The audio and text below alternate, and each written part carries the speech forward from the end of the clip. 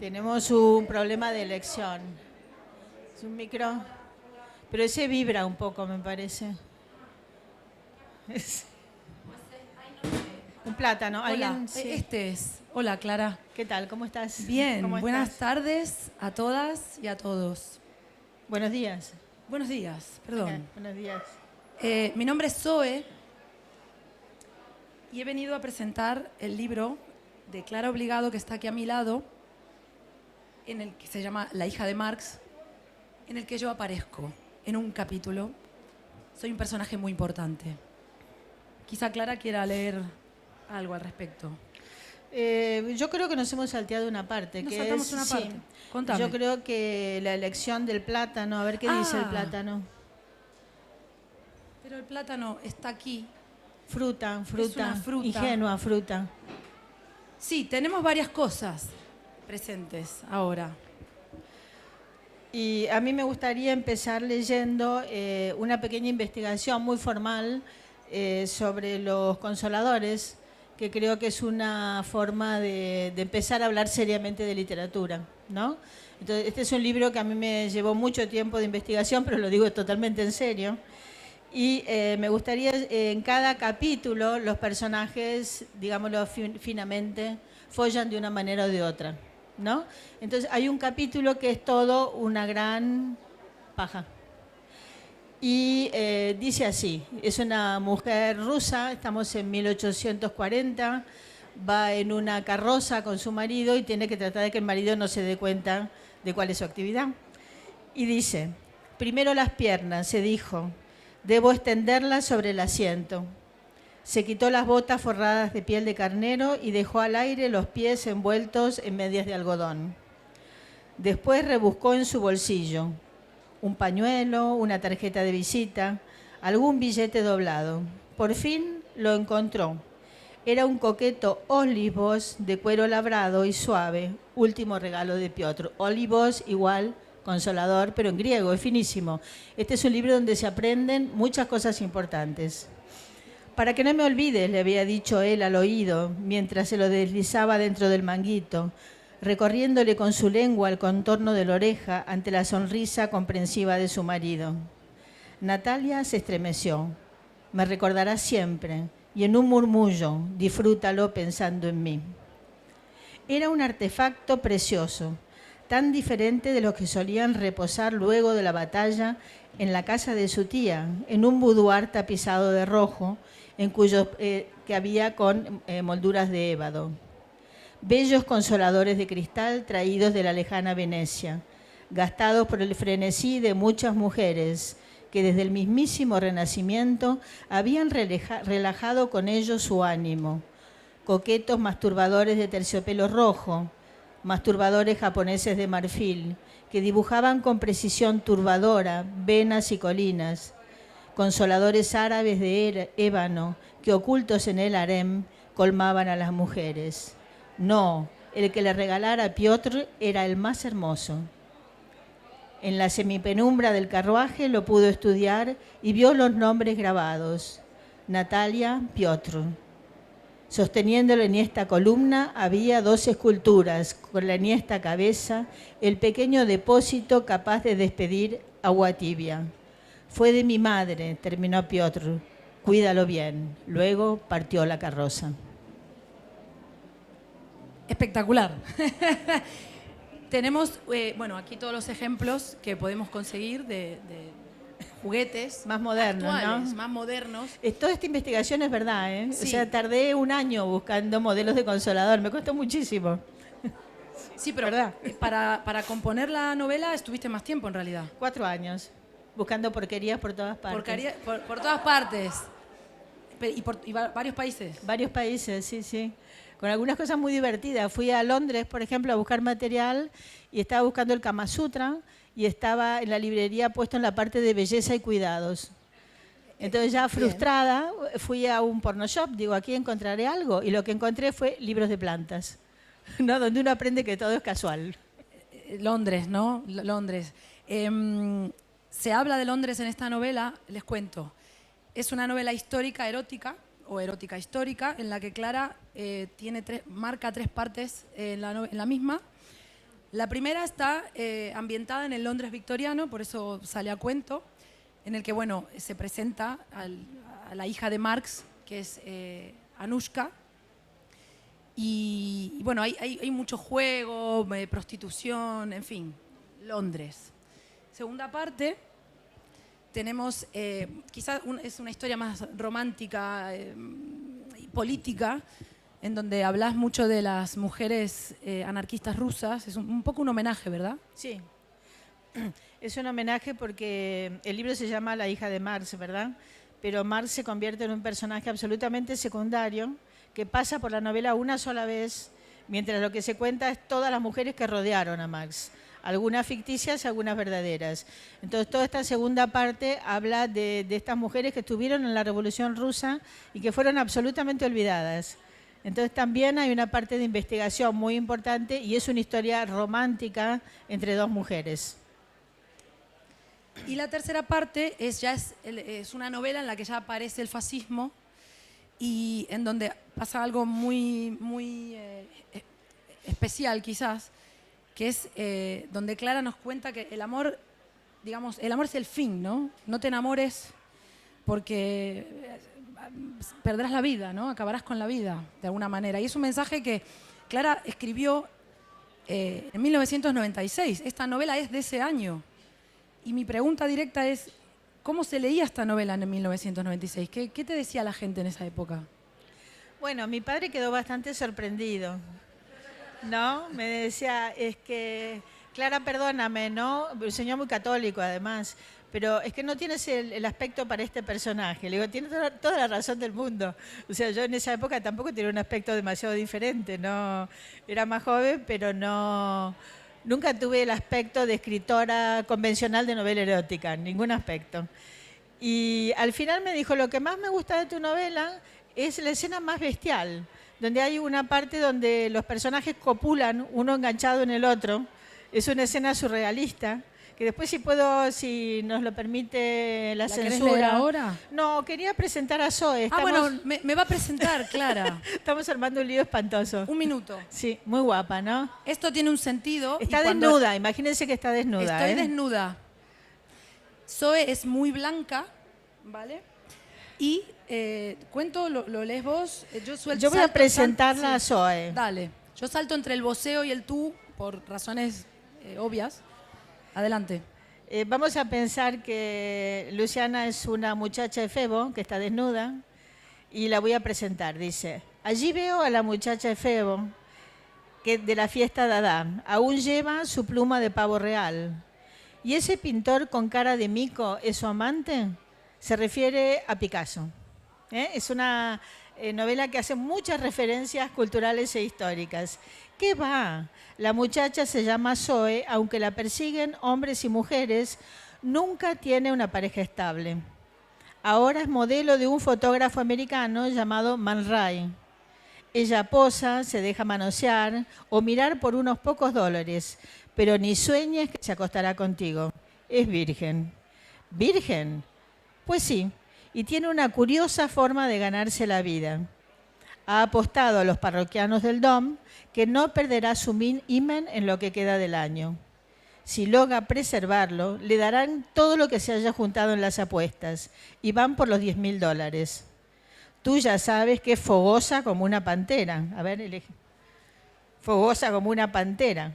Pero tiene las piernas lo suficientemente apretadas como para que no se lo rompan ni de un cañonazo.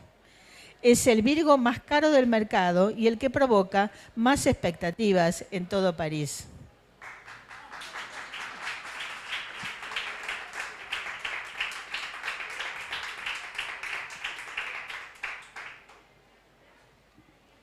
No sé cómo seguir. Y pensé que iba a llorar, pero no, acá estoy, firme. Nos contabas que estuviste 5 años buscando información. La información, claro, hay tantos consoladores acá ahora mismo. ¿Dónde estaba la información realmente de los antiguos consoladores? En las bibliotecas. Sí, lugar en una zona prohibida, no. No. Lo que había que hacer es leer literatura de la época, buscar en los textos árabes, buscar en los textos chinos y terminabas encontrándola, ¿no? Claro. Pero esto tiene que ver con la historia de las mujeres, que en general hay que hacer arqueología para encontrarla. Claro, eso es. No, si uno busca el erotismo masculino lo encuentra muy rápidamente, pero el erotismo femenino es muy difícil. Y era un reto, ¿no? O sea, es un libro que pretende hacer erótica desde una perspectiva de mujer, que en esa época, te digo, en los 90 era bien difícil. De hecho, tu hija sé que ha dicho que hoy se lee mejor que entonces, que en esa época, ¿no, Camila? Sí, mi hija, que era adolescente, mi otra hija, cuando la terminó, nunca prohibía a mis hijas que leyeran los libros de ningún tipo, ¿no? Ella tenía 12, 13 años, leyó La hija de Marx y me dijo, mamá, qué asco. ¿No? Y ahora estoy esperando que mi nieto me diga, abuela, ¿qué escribías entonces? ¿No? Yo creo que la erótica es un género para mí muy digno, muy difícil de escribir, muy difícil de representar sin que sea una literatura de mercado tosca, lo que se decía en la época, literatura para leer con una sola mano, que me parece una muy buena descripción del género, ¿no? Yo creo que es una literatura muy digna y que hablar del cuerpo es importante y de la sexualidad es importante. Entonces, este libro pretende caminar un camino que va de lo cómico a lo serio, a lo conmovedor, a las observaciones sobre el amor, lo que tú decías. O sea, es un libro que cierra hablando en contra del amor romántico, ¿no? O sea, como una lacra para las mujeres en todo caso, y que a pesar de este tono irónico, ¿no? Y serio por momentos, yo creo que es un libro que habla del placer del cuerpo, que me parece un tema que no es un tema menor. Parece que sí, pero no lo es en absoluto. Me gustaría leer el fragmentito donde mi amiga Zoe se tira a todo el mundo. ¿Os parece bien? Nos parece La escena que le perfecto. gustaba a mi padre. Homenaje a mi padre, querido papá, allí donde estés, te voy a leer un textito porno. A ver. Entonces Anushka, que es el personaje central, sale de su ensimismamiento.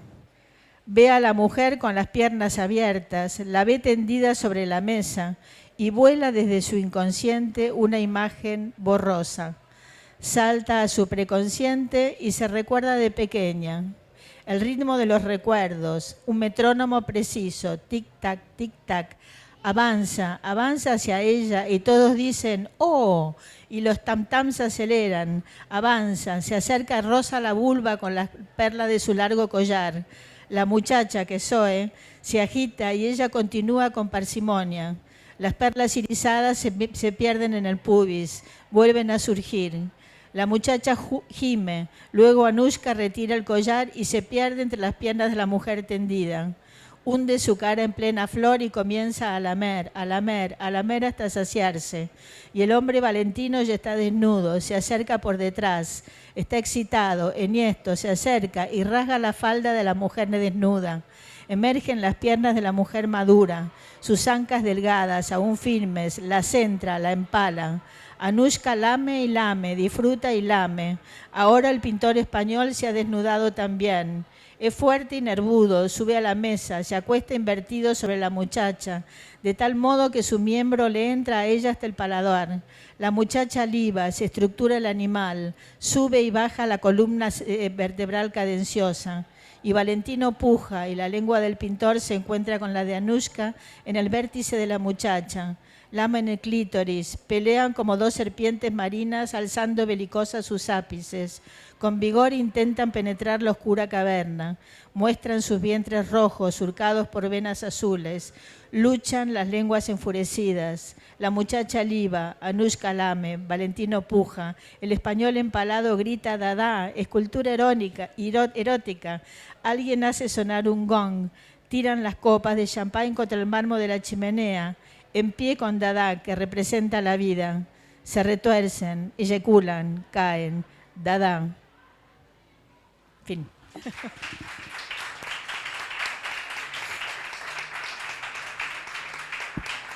Te toca. Dada. Esto le gustaba a mi padre. Es curioso, ¿eh? Es curioso, sí. Es curioso. Uno se sorprende, ¿no?, con el erotismo de la gente.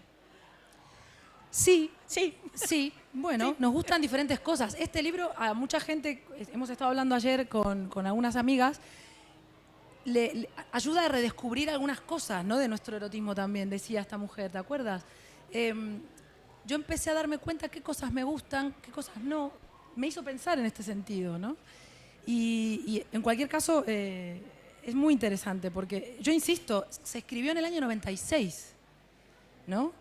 Sí, pero yo creo que en el 96, en plena movida, en final de la movida, ¿no? Ajá, sí. Yo creo que en España había como una intención de libertad más grande.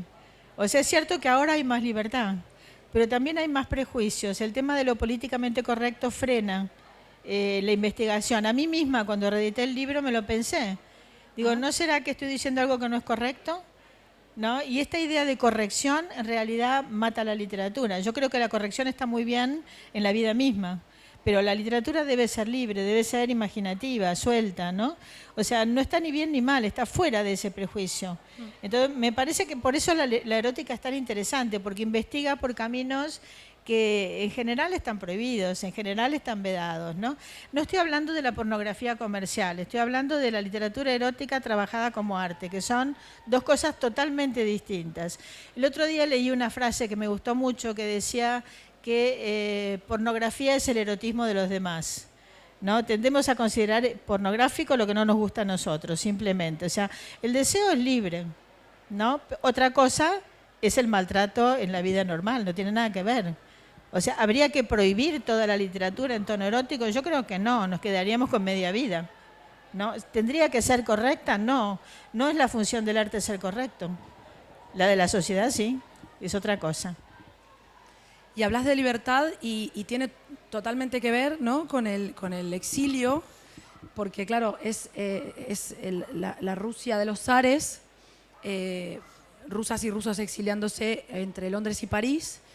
Y también hablas de la libertad en este libro sexual y de vestimenta, porque en el capítulo, bueno, en el momento en el que leíste antes de la masturbación, el personaje tenía 6 kilos de ropa. Entonces, hiciste también investigación sobre la vestimenta, tipos de alimentación, ¿no? Sí, el libro tiene un corsé en la portada, ¿no? Que es muy interesante. O sea, esta frase que encontraremos en la literatura, la señora marquesa cayó sobre el lecho y el marqués enhiesto la desnudó. Mentira. Porque la señora marquesa llevaba 6 kilos de ropa interior, con lo cual el señor marqués, enhiesto o no, necesitaba un cerrajero para desvestirla, ¿no? Las mujeres no se podían vestir solas y llevaban ese peso puesto encima. O sea, que hablar de liberación sexual vestidas así, o sea, hasta que no cae el corsé, la mujer, sin embargo, el corsé se sigue usando, ¿no? O sea, en la moda actual se sigue usando. Lo charlaba con Lorenzo Caprile, que fue alumno mío, somos bastante amigos, y él hace corsés en este momento. Yo decía, Lorenzo, es un poco extraño lo del corsé. Me decían, no, porque las mujeres estas tienen el corsé en la cabeza, ¿no? Entonces, ¿hasta qué punto la moda nos determina y hasta qué punto entramos en ese camino sin pensarlo? Por ejemplo, ¿no es parecido el corsé a un tacón de este tamaño? Donde no se puede caminar, donde se te acortan los gemelos, donde se te torce la espalda. ¿No es parecido? ¿No habría que pensarlo? Digo. Entonces, el libro también recorre esta generación de mujeres entre 1860 y 1920 que vieron cambiar el mundo sobre su cuerpo. O sea, pasaron de usar un corsé a Coco Chanel, a ir vestidas casi desnudas, con un vestidito liviano, se inventa el sujetador. O sea, todos los cambios en la moda en este periodo van determinando también los cambios de mentalidad en la mujer. Yo creo que es el periodo donde se vio cambiar el mundo con más fuerza.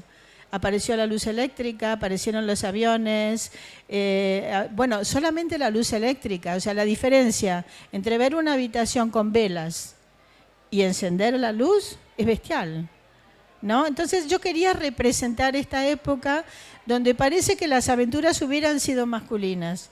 Sin embargo, no, cuando uno investiga, las aventuras también fueron femeninas, ¿no? Mi libro va por ese camino, es una investigación en realidad.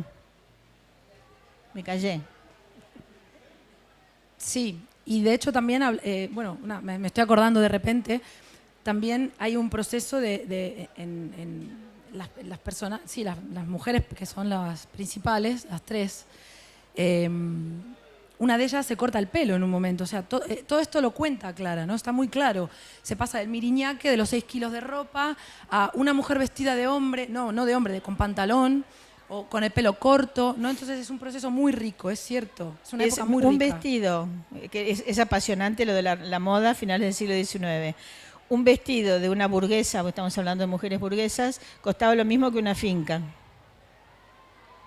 ¿no? Entonces George Sand se viste de hombre por distintas razones. Una es que su marido se queda con su dinero y que ella no puede pagarse un vestido, ¿no? Entonces, lo que tenía que demostrar una mujer del 19 para ser una burguesa, y quién tenía que mantenerla, era muchísimo dinero también. Sí, son como detalles, pero son los detalles que hacen la historia. Yo creo que hay dos maneras de mirar la historia: a través de los grandes hechos, que es una mirada bastante masculina, y a través de las pequeñas cosas, que es una mirada bastante femenina. ¿Cómo iba vestida una mujer embarazada? Es una buena pregunta. Buscadlo, es muy interesante. ¿Qué pasaba con una mujer embarazada del 19? ¿Lo podía mostrar? ¿Estaba bien? ¿Estaba mal? ¿No? ¿Cómo eran estos ángeles del hogar? ¿Cómo era su sexualidad? ¿Cómo eran los hombres con ellas? ¿Qué pasaba si no te querías casar? Buenas preguntas.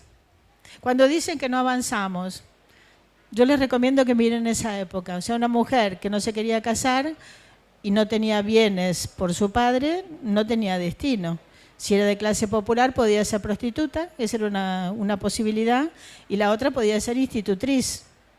El amor no existía, el amor es un invento del siglo XX, no existía. Jane Austen dice, deberíamos poder casarnos por amor, aunque sea una vez en la vida, porque no había amor, no existía el amor. Entonces todo esto es muy interesante, y al mismo tiempo en el siglo XX el amor se convierte en una trampa. Entregarse por amor es el peor negocio que se puede hacer, ¿no? Y de esto habla, el libro termina con una historia de amor moderna. Te toca. Me toca. Se me ocurren muchas cosas mientras vas hablando y luego las olvido, es genial.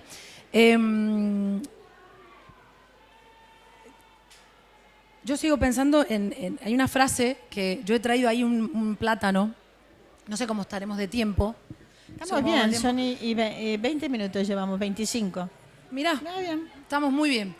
Que hay una frase que me gustó mucho, fue una de las primeras que me gustó, que creo que es el segundo acto sexual de la novela, creo, si no me equivoco, en el que dos chicas están jugando un poco. Son adolescentes, ¿no? Sí. No sé si... Sí, bueno, en esa época la son protagonista, mujeres en edad de casarse, tienen 14, claro, 15 años. Eso es. Entonces están juntas en una habitación y se desnudan. Y una de ellas trae un frutero con distintas frutas y empiezan a jugar. Y dice una de ellas, vamos a hacer un juego. Vamos a escoger una fruta y tú tienes que decir a qué parte del cuerpo se parece. Claro, al principio parece muy fácil, ¿no? Según la... Una cereza es un pezón, una uva puede ser el ombligo, o sea, distintas frutas se parecen a partes de su cuerpo. Sí. Y en un momento dado, esta chica coge un plátano y dice, ay, ¿a qué se parece? ¿No? No se parece a sus piernas, no se parece a nada, a ninguna parte del cuerpo. Y entonces como están ahí relajadas y demás, empiezan a jugar con el plátano. A tal punto que una penetra a la otra con el plátano. No estoy haciendo spoiler, no pasa nada, no estoy haciendo spoiler. Porque no es lo más importante de la novela, ni mucho menos. Es interesante y frutícola, pero no es lo más importante. Clara tiene mucho vínculo con las plantas, le gustan mucho las plantas. Me gustan los tenían que aparecer, ¿no? Y claro, lo que sucede en ese juego adolescente es que en esa penetración con el plátano, a la chica se le rompe el himen. ¡Ay! La virginidad. La virginidad. Que valía tanto. No me voy a poder casar ahora. ¿Qué me hiciste? Indignada. De hecho, a partir de ahí se indigna con ella para siempre. Indigna, sí. La empieza a odiar a la otra para siempre. Bueno, ¿qué hacemos?, le dice la otra. Bueno, vamos a llamar a Papaya, que era el padrastro. Vamos a llamarle, era tarde por la noche. Y él se despierta y dice, ¿por qué me estáis despertando? Que no es necesario. Ay, qué exageración, ¿qué pasó? Entonces le cuentan, ay, mirá lo que pasó. El plátano, perdí mi virginidad. No me voy a poder casar. Y el padrastro les dice, ay, hija mía, no es para tanto. Más vale un plátano que un tonto. Me pareció brillante. Al final, ella es una fruta inocente y muda y nunca se va a vanagloriar de lo que te dejaste en sus brazos.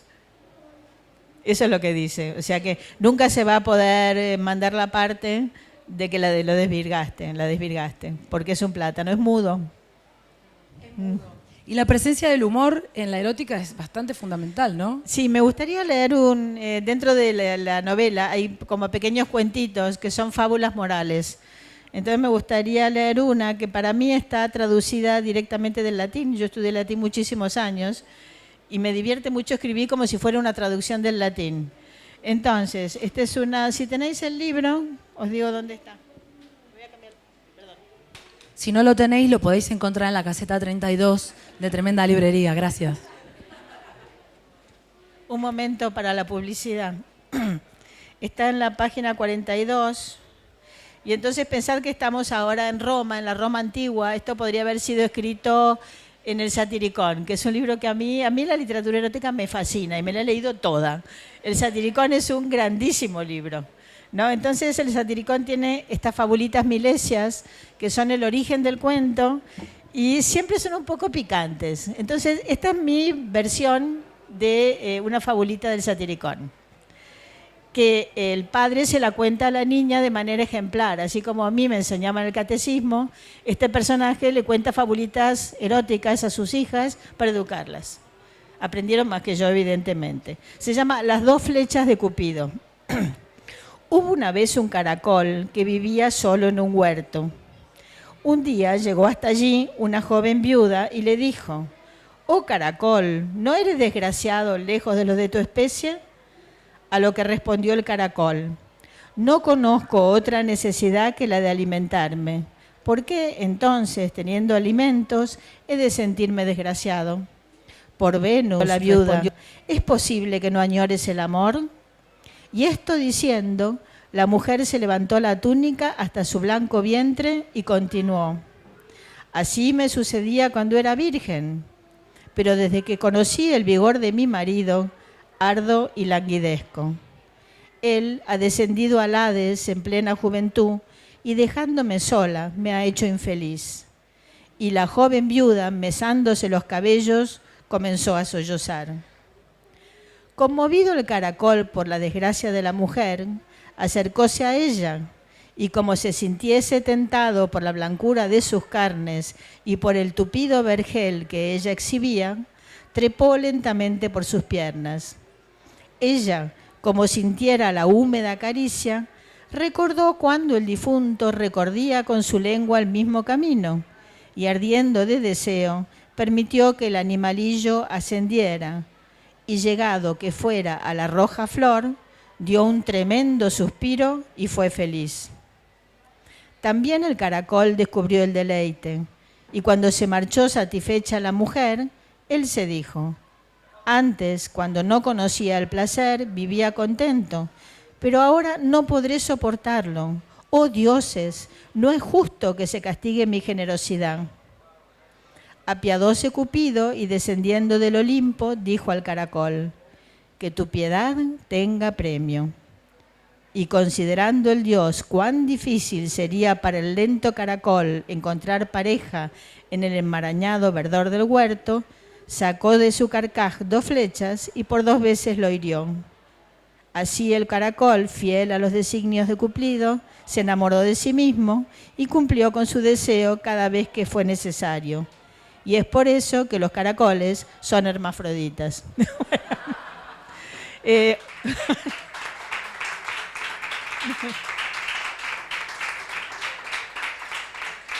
Una de las propuestas que tiene la novela es que follen en cada capítulo de una manera distinta. Entonces hay una que folla por el oído, o sea, eso que a mí me hacía una gracia porque ya era un disparate de un nivel, o sea, la novela tiene como un aspecto de sexo gozoso, en el que yo me reí muchísimo, porque esto ven que es una traducción del latín, como traducíamos en el colegio, estos textos totalmente al revés, ¿no? Hay otro que es de una mujer que es indígena y la encierran para que no engañe a su marido, y entonces hay alguien que la ve y está tan caliente que se la quiere tirar, y lo que hace ella es acercar el oído y él se la mete por, por la ventanita, ¿no? Hay muchas cosas de estas, pero hay otras que son muy serias, ¿no? O sea, a medida que la novela va avanzando, empieza a hablarse del amor en nuestra época. Y ahí se pone más seria. También recoge el invento del consolador. La novela tiene como dos partes, ¿no? La parte del corpus de la novela y las notas. Las notas son todas falsas. Porque la nota siempre es el lugar de donde se dice la verdad, ¿verdad? Entonces ahí son todas mentiras. Entonces dice que el consolador se inventa porque le regalan a una aviadora un avioncito que se le da cuerda y vibra. No es verdad, no se lo crean. No. Ay, algo así, no es verdad. Estamos ante la inventora del vibrador, o sea, consolador en tanto vibración. Sí, sí, vibrando. Sí, sí. Pero Yo a partir de ahí, claro, a partir de ahí la novela empieza a ser seria, ¿no? La historia de una chica aviadora que se enamora, que es bisexual, y se enamora seriamente y bueno, y pasa lo que pasa. Pero siempre es seria la novela. Cuando en la segunda parte que contás la historia de amor entre las dos mujeres anarquistas, es muy seria esa parte. Es muy triste esa parte. Es una historia de exilio y de incomprensión. De estas mujeres que fueron... Me costó muchísimo encontrar información. Y trabajé sobre diarios de anarquistas, de mujeres anarquistas. Y termina en una cárcel, ¿no? Estas mujeres murieron muchas en la cárcel. Y esa cárcel tiene muchísima documentación también. Esta novela, ni bien yo escribía 2 líneas, tenía que leerme 3 libros, ¿eh? O sea, una cosa... Y salieron por la noche a París. ¿Cómo era París? Estaban haciendo el alcantarillado, no era el París que conocemos, cómo se vestían, cómo era caminar 2 mujeres solas, podían hacerlo. O sea, todo el tiempo me traía problemas de este tipo. Pero al mismo tiempo yo no quería que se notaran las fichas, porque una novela histórica donde se nota la investigación es un plomazo. Donde uno dice, ay, pero qué inteligente que es este autor. Eso es ilegible. Yo quería una novela natural, ¿no? Entonces, eso es lo que me hizo trabajar. Yo cuando terminé había leído cerca de 300 libros, pero en serio, para buscar el material y había trabajado 4 años. Pero también es cierto que cuando terminé la novela yo no era la persona que la empezó, ¿no? Que me hizo cambiar, me hizo entender muchas cosas. Y es verdad que es una novela natural, porque yo se lo cuento a muchas amigas, clientas. Ay, yo nunca leí erótica. Yo tampoco, ¿eh? Yo nunca leí erótica y no sé si me va a gustar. En ningún momento la novela te da cosita, ¿no? Está tan bien construida la metáfora, o sea, la maestra de la metáfora está aquí ahora mismo, porque claro, de repente hay un momento en el que un señor tiene sexo con una señora en la costa italiana y en ningún momento se habla de ninguna parte del cuerpo, ¿no? Como tal. No se utiliza ni la palabra vagina ni la palabra pene. Pero sí la metáfora que tiene que ver con el mundo naval. Es fantástico ese momento. Entonces, sí, no, se habla de no mástil, molesta. de mascarón de proa, de inundar, ¿no? Uno entiende, pero que eso da como un tono muy gracioso. También aparece el vocabulario de la pastelería, ¿no? O sea, las diferentes maneras en las que podríamos representar lo erótico sin ser vastos.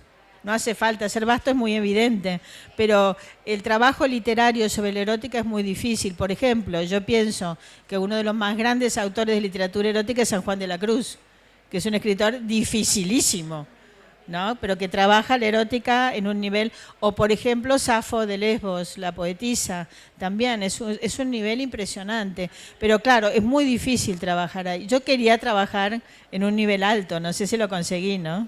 Sí, sí que lo ha conseguido. No sé si lo habéis leído o estáis en ello, sí que lo has conseguido, Clara. A mí me parece una novela, claro, yo no estaba aquí en el año 96, estaba en aquel otro país, en aquella otra orilla, y no hubiera podido leerla porque tenía yo 15 años o así. Si hubiera sido mi hija, sí. Sí, me hubiera encantado. Bueno, ¿por qué las no? dos cosas, Te leerla adopto. en esa época y ser tu Te hija. adopto. Pero sí que es verdad que a mí me pasó esto. Mi papá tenía, te lo conté, la novela Último Tango en París, en una sección allá arriba, en el fondo del mar, no se toquen esos libros de ahí. Un día, no sé cuándo ni cómo, mi padre no estaba, mi madre tampoco, yo me subí a una silla, la saqué, la leí y luego se lo dije, papá, esto no es para tanto. No era tal cosa. Y me dijo, bueno, en mi época sí era difícil leer esto, estaba prohibido, ¿no? Pero claro, yo insisto, ¿no? En el 96, es que me parece muy adelantada para la época. El pensamiento del amor, porque hay un momento en el que decís en la novela, no tengas miedo, hija mía, porque o sea, si, no recuerdo bien, si tenés miedo te poseen, ¿no? Es como... El miedo acaba contigo, El miedo ¿no? acaba contigo. Me parece muy innovador para esa época. Yo no sé si es innovadora, yo creo que tiene que ver con una corriente de pensamiento feminista que era muy moderna. Quizá lo que más chocó a mis amigos de mi generación, a los hombres de mi generación, fue que yo no le diera lugar a Marx. Eso sí que molestó, ¿eh? O sea, que de pronto yo dijera, mira, el gran hombre lo voy a poner en segundo lugar. No porque lo estoy criticando, no estoy hablando de él. O sea, por una vez en la vida, a ver, señores, cállense la boca, voy a hablar de otra cosa, ¿no?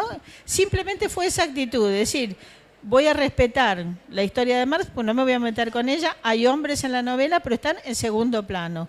Y la verdadera historia va a ser la de ellas. Eso sí que fue molesto. Más que la erótica, más que lo que decía. Era algo para mí interesante, un cambio de mirada. Dejarnos de mirar siempre desde el mismo ángulo para mirar, decir, mira, esto también estaba pasando. Esto también es parte de nuestra historia.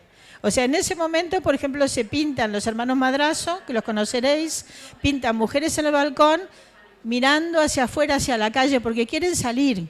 Quieren salir, eso quería contar yo. Esas mujeres que quieren salir y que somos nosotras que salimos, ¿no? Entonces quería trabajar una historia que no está contada a nivel histórico. Eso fue molesto, porque eso era muy serio, era un cambio de perspectiva. Estamos sobre la hora, yo no sé si queréis hacer alguna pregunta. 5 minutos nos quedan. Los dejamos acojonados, ¿no? Es que, ¿veis que es adelantada para la época? Hoy es muy normal. Allí hay una mano levantada. Adelante. Perdone. Ay, perdón. Yo no la conocía, quería conocerla, que usted se presentara y el libro donde se puede comprar. Habla más fuerte porque no te oigo. El libro, ¿dónde se puede comprar y cómo se llama usted? Yo me llamo Clara Obligado, de momento. Sí, nunca se sabe. Este es el libro y se puede conseguir en la caseta 32, hermosísima, con gente muy maja, de tremenda librería. Y firmo ahora. Ahora, a la 1, Sí. Clara va a estar firmando en la caseta de firmas que está justo aquí delante. A mí no me gusta, a mí me encantaría que leyeran la novela y se abriera un debate, pero odio hacerme propaganda a mí misma, reconozco. Para mí la lectura es más bien un hecho compartido, ¿no? O sea, un debate, una forma de cambiar nuestra mirada. Para mí escribir es eso y leer también. No, me encanta que compréis mi libro, que lo firme, muy bien, pero lo importante es la lectura en sí misma. A mí me gusta mucho lo que decís siempre, que es, yo escribo para contestar a algo. Sí, yo escribo para vengarme primero, que es un gran sentimiento, ¿no? Vengarme de cierta historia contada de cierta manera. O, por ejemplo, vengarme de mis padres, que creo que está muy bien, vengarme de mis padres, vengarme de todo lo que se me ha cruzado de una manera poco molesta. Bueno, si te publican es más molesto. Cuando presento libros en Argentina, lo primero que hago es pedir disculpas a mi familia.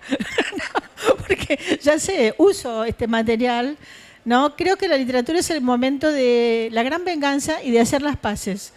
De las dos cosas, porque si honestamente no podemos decir lo que nos pasa, tampoco podemos trabajar sobre ello. Por eso creo que la literatura no es el lugar de lo políticamente correcto, es el lugar de la sinceridad, de la más cruel, de la más fuerte. Y sobre eso podemos cambiar, podemos pensar.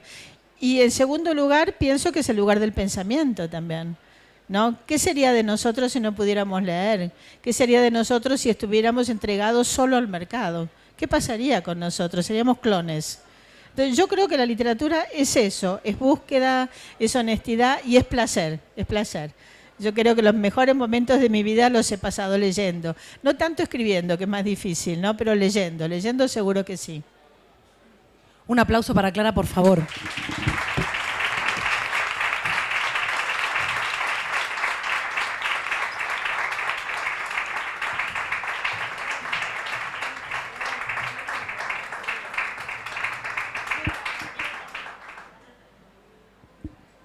Vale.